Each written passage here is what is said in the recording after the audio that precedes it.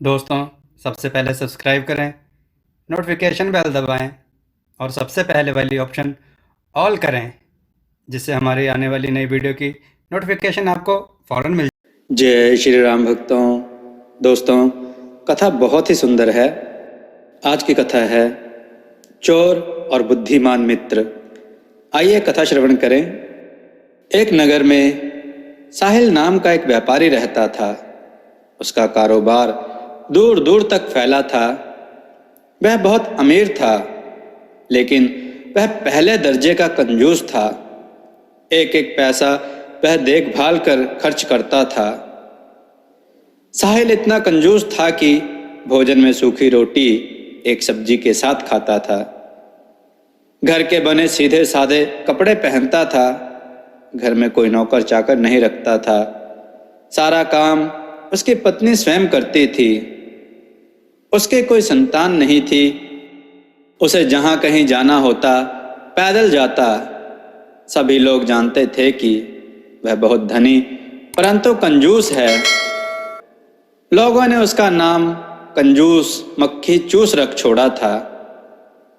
वह जैसे तैसे जो भी कमाता उससे सोने के सिक्के बनवा लेता। साहिल के घर के पीछे एक बड़ा बगीचा था। वहां वह रोज सुबह शाम सैर करने जाता था। उसी बगीचे में एक पेड़ के नीचे उसने एक बड़ा सा घड़ा मिट्टी में दबाकर रखा हुआ था। जो भी दौलत वह इकट्ठी करता सोने के सिक्के के रूप में उस मटके में डाल देता। शाम हो जाने पर वह घर में केवल एक दिया ही जलाता था। यदि उसे या उसकी पत्नी को घर के किसी दूसरे कोने में काम हो तो उसे वही दिया उठाकर ले जाना पड़ता था। साहिल अपनी जोड़ी हुई दौलत के बारे में किसी को नहीं बताता था। यहाँ तक कि उसकी पत्नी को भी इस बात का आभास न था कि उसका पति इतनी दौलत इकट्ठी कर रहा है। वह समझती थी कि उसके पति का कारोबार मंदा है, इस कारण वे रूखा सूखा भोजन खा रहे हैं। साहिल की पत्नी सोना बेचारे बहुत सीधी साधी थी। वह घर से बाहर नहीं निकलती थी। इस कारण वह यह भी नहीं जानती थी कि लोग उसके पति को कंजूस मक्खी चूस नाम से पुकारते हैं। उसकी इच्छा होती कि वह नए नए कपड़े पहने, आभूषण बनवाए, लेकिन पति की आमदनी बहुत कम जानकर वह किसी भी चीज की फरमाइश अपने पति से नहीं करती थी। यदि किसी वक्त भोजन में सब्जी या रोटी बच जाती थी तो साहिल उसे फेंकने ना देता था। वह उसी बचे भोजन से दूसरे वक्त पेट भर लिया करता था। कंजूसी का आलम यह था कि वह घर में जूते या चप्पल पहनना पसंद नहीं करता था। वह कहता था, जूते जितना कम पहनूंगा उतने ज्यादा समय साथ देंगे। घर में जूते चप्पल की क्या जरूरत है, बिना बात घर में पहनने से वे घिसेंगे ही। बाजार में नाई से बाल कटवाने जाता तो सारे बाल सफाचट करवा आता, ताकि कम से कम 6 महीने तक नाई के पास जाने का झंझट ही न रहे। घर के दरवाजे या खिड़कियों को तब तक बंद ना करता जब तक बहुत ज्यादा जरूरत ना होती। उसका विचार था कि बार बार दरवाजा खोलने बंद करने से दरवाजों के जोड़ घिस जाते हैं। भीतर पहनने के कपड़े रोज नहीं धुलवाता था। उन्हें एक दिन एक तरफ से पहनता, दूसरे दिन उलटकर दूसरी तरफ से, ताकि साबुन का खर्च बचे। साहिल हर रोज पैसा बचाकर कंजूसी करने की नई नई तरकीब सोचा करता था।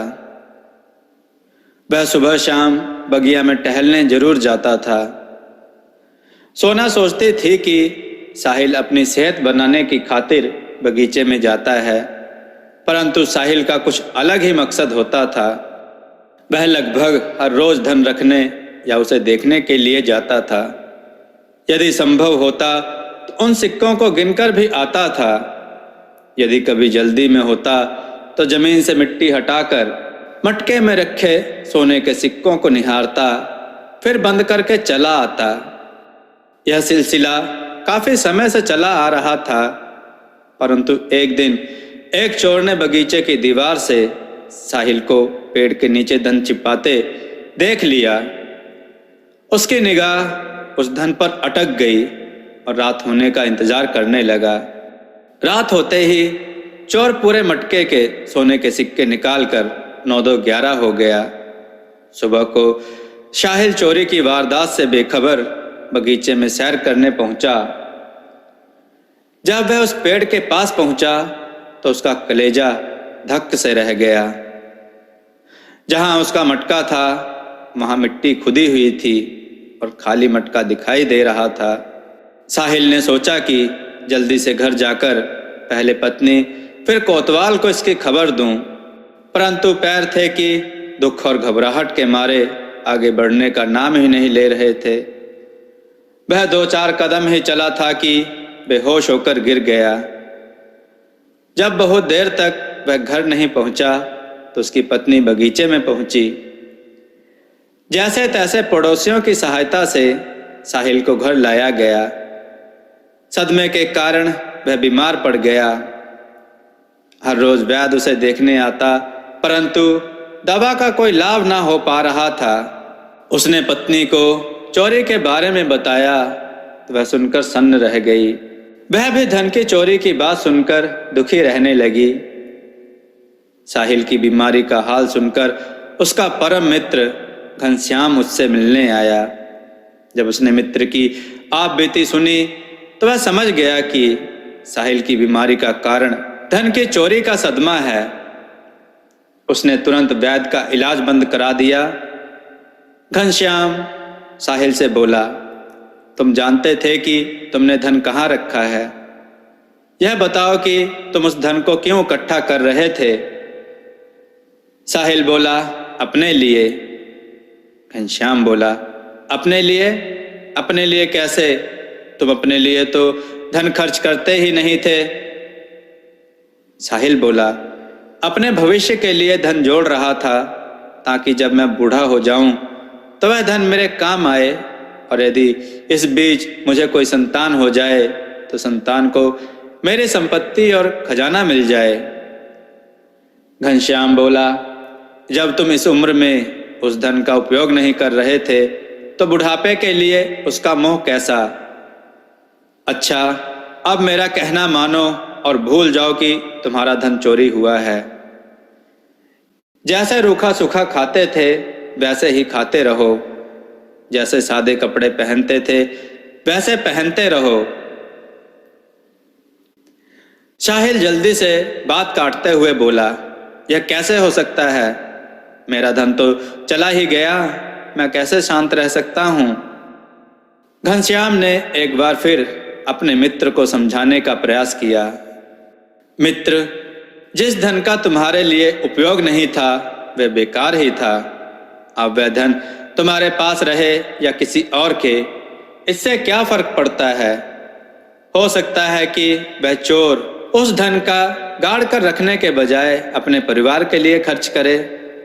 अब तुम यह सोचो कि धन वही मटके में रखा है, और यदि पहले जैसी जिंदगी बसर करना चाहो तो वैसी जिंदगी बसर करो, और यदि तुम्हें इस चोरी से कुछ शिक्षा मिली हो तो आगे से जिंदगी अपने व भाभी के सुख के लिए उस धन का उपयोग करो।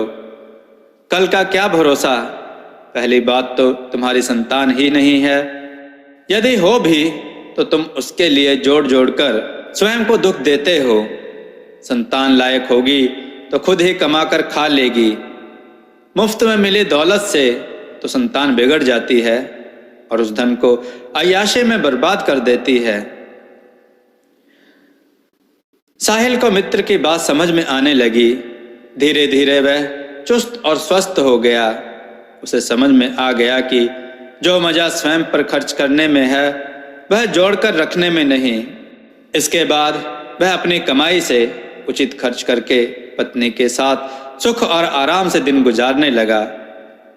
दोस्तों, आपको यह कथा कैसी लगी? अपने विचार और सुझाव कमेंट में जरूर दें। हमारी कथाओं को लाइक करें, हमारे चैनल को सब्सक्राइब करना ना भूलें। हमारी कथाओं को शेयर जरूर करें जिससे लोगों को अच्छा ज्ञान प्राप्त हो। जय श्री राम भक्तों।